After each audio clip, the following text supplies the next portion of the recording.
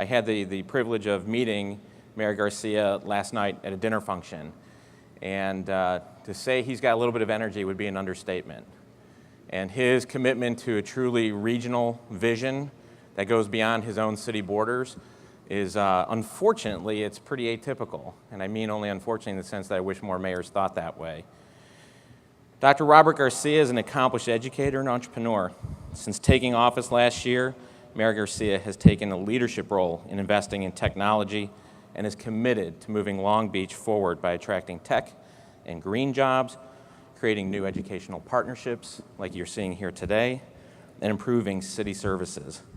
He helped the city win a Bloomberg Philanthropy Innovation Grant, and during his first term, several high-profile technology companies, including Virgin Galactic, have relocated to Long Beach.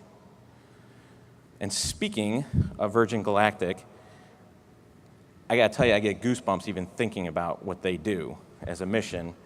I'm gonna be joined on stage with Mayor Garcia with Steve Isakowitz, president of Virgin Galactic. Steve has broad leadership responsibilities across a range of areas, including the company's suborbital spaceflight program, as well as development of its satellite launch offering, Launcher One. His impressive career includes a wide variety of senior engineering business and management roles across private and government sectors, including NASA, where he served as Deputy Associate Administrator for Exploration Services, Mission Directorate. At NASA, he helped set overall priorities, guide development of innovative technologies and systems, and architected new programs in robotic and human spaceflight. Can I just say again, I know I'm sounding like a fanboy, but how cool is it that that's even a job today? Human spaceflight. Just think about that. 10 years ago, that wasn't even a reality. For his work at NASA, Steve received the agency's Outstanding Leadership Medal.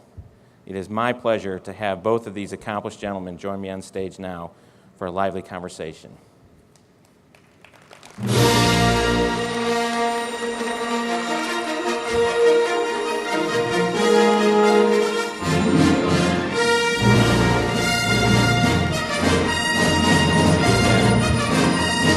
Where wants to sit?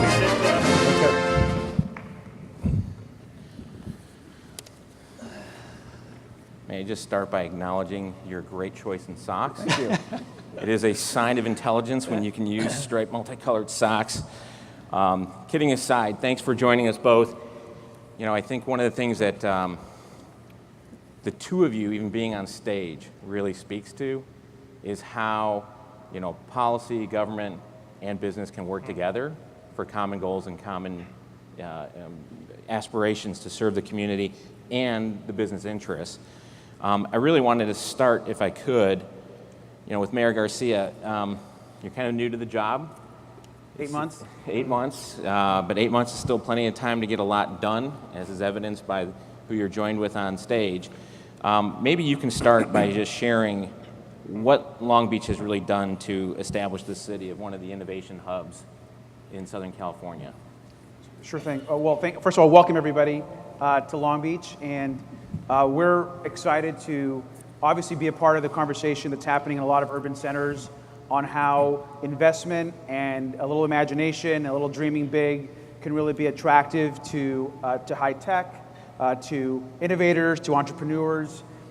Before I was I got elected as mayor, I was on the council, and so we've been trying to find a strategy to really be attractive to the jobs of the next economy and the jobs that are changing the world. What's exciting, I think, about Long Beach, and I think this is the key part of the question, is Long Beach is actually a very large city with a large urban downtown. There's more people in population in Long Beach than Atlanta, Georgia.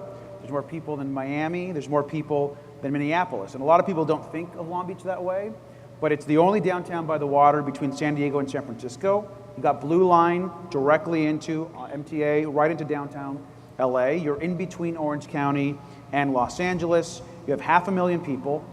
So I think the city, because of its downtown and because of the connections and the airport, the port, is really well positioned to grow.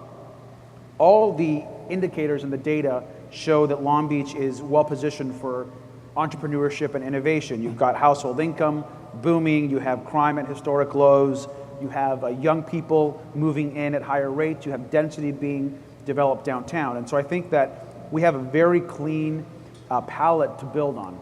As a person that believes in tech, attracting high-tech jobs and high-quality companies is incredibly important. And obviously, we couldn't be more excited to have Virgin Galactic and Steve and his whole team here in the city of Long Beach. But we're hoping that this is a start. We've encouraged a new technology and innovation department. We've brought in a technology and innovation commission. We're doing all sorts of things to kind of set the stage for the next decade. So you mentioned, that these investments are what makes it attractive for industry to come here, and maybe this would be a good time to have Steve jump in here. Steve, what could you share was some of the deciding factors into why Long Beach, was attractive for Virgin Galactic to set up shop here? Sure, happy to do that. First, let me say again, thanks for inviting. Virgin Galactic is very excited to be here. I like the Star Wars music I came out to. Maybe we'll pick that up as a theme music. For those of you who are not that familiar with Virgin Galactic, I think as part of my introduction, there's a lot of interest in terms of what we want to do in terms of taking people to space. In fact, I always like to find out what kind of audience I'm speaking to. So by show of hands, how many people would like the opportunity to be able to go into space someday? All right, come see me afterwards. So that's one of the exciting things we're doing. The other thing that's very exciting that hasn't gotten as much press is delivering small satellites to space. There's a quiet revolution that's taking place in the space industry on taking bigger satellites, which are very expensive, and making them small satellites and putting them up in large constellations. And there's a lot of really exciting emerging opportunities. And we decided to tap into that market to build actually a rocket, a launch vehicle, that could take advantage of what we're doing on our spaceship effort to take these small satellites into space. It's very exciting because it's such a new field that there's a lot of entrepreneurship that's happening around these smaller satellites. So we're very much in this ecosystem of being an entrepreneur setting ourselves, but also working with a lot of entrepreneurs, a lot of VCs that are investing in a very exciting area. Why Long Beach? Well, it's no doubt that Los Angeles has been a long time mecca for the aerospace industry, and there's a lot of fantastic talent here. We came out here many years ago up in Mojave to start our spaceship operations, but it was clear that with regards to building this launch vehicle that we needed a lot of top talent in engineering and manufacturing. We're going to revolutionize the way we build things going forward. And I think what really separated Long Beach is its rich history, just local here, in terms of what's happened here previously. We love the idea of being next to the airport. In fact, that's exactly where our facility is. So it's great not only for bringing in and out people, but who knows someday, the way we fly our spaceship and our launch vehicles, actually it starts with an aircraft, and who knows, maybe this will be the launch site for some of the things that we want to do. And then just the general friendlier atmosphere. The mayor's office has been fantastic in terms of the reception and clearing hurdles, which sometimes can be pretty small, like permits and other things. But when you want to move fast in a startup and to actually have a friend in the government side that can make that happen makes a big difference. I'm sure it does. As a matter of fact, there's a work that was published by the foundation several years ago called Rules for Growth. And one of the biggest things that was suggested was doing exactly that, reducing hurdles. And permitting was an example that was used by it. But I also know that beyond the bureaucracy, workforce is a big issue when you make a commitment like this. And Steve, I'm gonna ask you to react first, and then I'm gonna come back to Robert to follow up on that. What did you see in the MSA area here specific to the workforce? Because your ideas are incredible. But they're only as good as the people you can hire to work and iterate on those ideas. So why Long Beach when it came to workforce? Well, there are a lot of firms that are involved in manufacturing, particularly on aerospace. It's great from where we located. We're right next to Long Beach City College, so we think we have a good pipeline of talent as well as some of the other UC and state schools that are around us. We had a career fair a couple weeks ago. The mayor was very gracious to come out and actually do the ribbon cutting on our facility. We thought we'd get 500 to 1,000 people would show up. We asked them to RSVP before they did, and people usually don't, they just show up.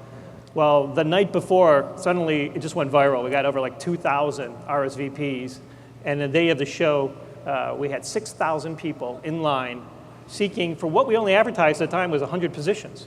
And I think what was really exciting for us is that the quality of the folks that we saw come out, many of them local here, but also from the surrounding communities. We had people flying in or drive in from other states, to be part of it.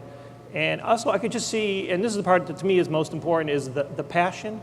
I mean, people were like genuinely excited. I would say most of the people there weren't just like handing out their resume because they were looking for something else to do, but they read about what we're doing. They were excited about the startup nature of what we're doing. That they liked what we were trying to do in a product, and just sort of having that sort of vibe was really fantastic. And actually, I think one of the benefits I did not expect as part of that day was a lot of our employees who actually had to shake hands and interview, they came out like really excited, working for the company, appreciated being in this area, and just hearing sort of the local stories and so on. And so it's really been a fantastic start. I would imagine it'd also be quite humbling, right, to see Yep. that kind of community, reaction. And Mayor, maybe this is where I'd ask you to come back in. What have you seen? I hate to use the cliche secret sauce, but what's been the distillation of the essence that Long Beach is different in that regard, that it could really spontaneously generate 5,000-6,000 people to come out for 100 positions? Well, I think it goes back to the idea that Long Beach has a very long history and tradition in aerospace and in flight and in manufacturing. And clearly the economy has changed in a way and demand has changed where what we used to build is just not sustainable anymore for Southern California. And so the talent is here. I mean, a lot of the Long Beach middle class was built and developed because of these good blue-collar jobs that were coming out of McDonnell Douglas and were coming out of Boeing. I mean, these are jobs that built a lot of East Long Beach. And I think that to have the type of not just business, but brand in Virgin Galactic in Long Beach, I think is exciting, and I think is part of that long tradition of good workers that have skills, that have training, and I think there's an attraction and a good synergy there on the site. And just to the comment about flying out spacecraft out of the Long Beach airport, I mean, I couldn't be more excited about that. Obviously, about that opportunity, and Steve has said that before, and that would be quite something. Yeah, that'd be pretty darn cool. I think that'd be a bumper sticker. I'd love right to see there. the White Knight, Yeah, exactly. come out of the Long Beach airport. So, as I'm seeing this wonderful partnership and I'm heaping appropriately praises upon it, I want to give you an opportunity to react to the fact that it's not just me being impressed with it, others have taken note. You recently were a recipient of the Bloomberg Philanthropic Innovation Grant. Do you want to expand upon that, why you were recognized for that, the city, and maybe what plans you have for that? Sure. I think right after got elected, the Bloomberg Foundation reached out. Bloomberg Foundation selects anywhere from 10 to 12 cities. The second year they've done it a year to essentially create what they call an innovation team. And so the Bloomberg Foundation selected Long Beach along with these other cities across the country and the world to bring in a 4 to 5 member innovation team that kind of comes in and are tasked with really innovating and kind of breaking down barriers in government. So the task that our team is tasked with is how do you create economic development for the 21st century, and how do you adjust to the changes in the economy. And so they'll be hired and in place by the summer. And I think it's a positive sign for Long Beach that we were competitive to get that grant. I think it's a positive sign for Long Beach that we're going to be able to attract top talent to be here and to continue to work on making sure that we have the most efficient government, that we're also creating pathways to success for businesses like Virgin Galactic and others. Speaking of being recognized for the innovation, if I'm becoming distracted again with what you do, Steve, it's only because I am. I'm wildly distracted with it. This notion of human space flight. What's really needed? We've been hearing it now for years. If you are a very wealthy person, you can jump on a rocket in Russia and take a ride for, I think it's $6 million or something like that. But what really has to happen in lay terms, something that somebody as simple and low IQ as myself can understand, what has to happen to make human space flight, I'm not going to say as common as jumping on a plane to go from New York to Long Beach, but what really has to happen to make that a practical reality? Well, actually, the price tag today, if you want to go to space, is you're right. In Russia, you could buy a ticket. I think it's about $70 million. 70. To fly on it. 70? $70 million to fly. Wow. You know, I think someday we do have some other startup companies, you know, that also want to bring that price point down, you know, to maybe tens of millions, a few tens of millions. Still probably above most of the people in this room. I don't know if everybody, but probably most. So what we have tried to do is we've said, look, instead of trying to start with, you know, being up in space for weeks at a time, what we do is what we call suborbital flights, which means you take someone high enough so that you get the real experience that an astronaut experiences as if, you know, as going into space, to look back at the Earth, to look at the sky, to fly up in a rocket and to come back safely. And that significantly reduces the cost and makes it much more affordable. We believe that by getting the flight rate up, and the fact that we are reusable, rockets today, usually after you fly them once, you throw them away. That'd be like flying from Los Angeles to New York and throwing away your airplane every time you fly. That's just not going to pan out for a good business plan. So we've designed our spaceship so it's inherently reusable, and that over time, as it gets used more and more, will bring down its cost. I don't want to ask you to reveal any trade secrets, but I believe I read this correctly.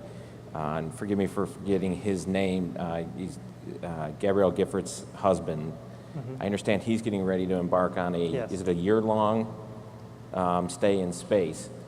You know, do you know, is there data around like what the human limits are for the length you can stay in space? Is it more just the logistics of food and the environment, or is there limitations to the human body for that? Well, we don't know yet. I mean, space is actually a pretty demanding environment, and if you're going to be up there a long time, there's a lot we don't know. I had worked at NASA quite a bit before I took on this job, and you know, the big goals in America's space program is to be able to send people to Mars someday. But to go to Mars, it is not a 1 hour, 1 week, 1 month trip. You know, it's a year and a half if you're going to do it quickly. So to expose someone to the rigors of the space environment for that long requires that you do the mission that you're talking about, where an American and a Russian are going up for a year and to try to learn of how well you can adapt from going into space. The tough part is when you're in an environment where there's no gravity, actually your muscles get very weak and there's other things that aren't great. So you don't want to send someone to Mars and the first time they step on Mars, their muscles are so weak that they trip over themselves. Right. So that's the kind of stuff that they have to work on with missions like this. Well, clearly you're going to be doing some tremendous, you know, R&D, and when you consider now the growth trajectory of the company, you mentioned you were hiring 100 or so positions. You know, how do you see that happening in concert with the city, the regional SBDCs, you know, Long Beach City College, the UC system? I mean, is that something that you just kind of broadcast to the network and hope the network engages, or do you really see a facilitated interaction there? Well, I think it's going to take a lot of interaction. First of all, it's the people that we hire. I was just talking to the mayor that we're trying to set up our own internship out here. One of the personal highlights for me of the career day was a number of students just came out of their own from Long Beach City College, and you know, just to see their excitement about just wanting to know what we were doing, I thought was very uplifting. We want to be good neighbors, so we'd be happy to represent back to the schools and inspire kids. But it's also about setting up an ecosystem. You know, we are going to be needing supplies, and we need suppliers and good subcontractors, and we're going to be very demanding. And we hope with the kind of quality products that we're looking for example, we're looking at some very state-of-the-art manufacturing technologies, the so-called 3D printing technology, where you could stand back and you literally have some robots come in. In fact, we hope to take delivery this year of what's going to be some world-class machines. In fact, in one case, one company was introducing a new product and selected one company from each industry that they wanted to beta their product, and we were selected to do that. So there's some really exciting technologies that not only are going to be working on our rocket, but I think it's going to, again, sort of benefit the local area, because we're going to be demanding sort of that kind of quality of investment take place, and I think it's going to bring in some really good companies. You know, I think it's fair to say most communities around the country would welcome, you know, this kind of a corporate partner. So I'm going to give the final word to the mayor. and really ask you, Mayor, as you survey the landscape, as you consider what you want to accomplish in your first of many terms, what would be your appeal to the community? What would you want to say to the community? Say, join us on this. How would you like to have that articulated on behalf of the city and your goals? Well, I think first, I think when we talked a little bit about this last night at dinner. What's happening right now, and clearly in Southern California, is there is a lot of interest and a lot of investment in technology and in high tech and in tech companies. And we were looking at when we think of high tech hubs, you certainly immediately think of the Silicon Valley. You think of what's going on in San Francisco and to a certain extent on the East Coast over in Boston. But in the greater LA County area, you have as many tech companies and startups as you do in Silicon Valley and the Bay Area. Certainly it's a different density level as far as we have more people down here, but we also have the same amount of investment when it comes to technology. And so we have an ability to grow that. I think what Southern California and Long Beach in particular has more than anywhere else in the country is our great weather. And who doesn't want to live, who doesn't want to just create technology and innovate, but also enjoy this incredible weather? So we have to, as a region, I think, be very mindful and prepared to see these industries grow. I mean, what's happening in Silicon Beach over in West Los Angeles is very exciting. What's happening here in Long Beach is very exciting. And the infrastructure is there to encourage young entrepreneurs to invest. And particularly for me, it's my hope that all of you invest in Long Beach. But seriously, to keep you in the area, in the greater Long Beach, Los Angeles region, I think is really the key. Because quite frankly, if LA succeeds, Long Beach succeeds. If Long Beach succeeds, that's helpful to Los Angeles. So we're all part of the same Southern California ecosystem. And we couldn't be more excited about the future. This is going to be a great decade of change and growth for the city and for the region when it comes to technology and innovation. I think that's a fitting way to end this panel because clearly, as I see the two of you committed to these endeavors, the next great chapters of economic development are going to be written right here in Long Beach and will be emulated by others around the country. So thank you for sharing your time and passion with us today. It was a real treat to hear from you directly. And all I can say is you're all hereby enlisted to support this. This will be good for the community. Thank you so much. Thanks. Excellent. Steve, thank you so much.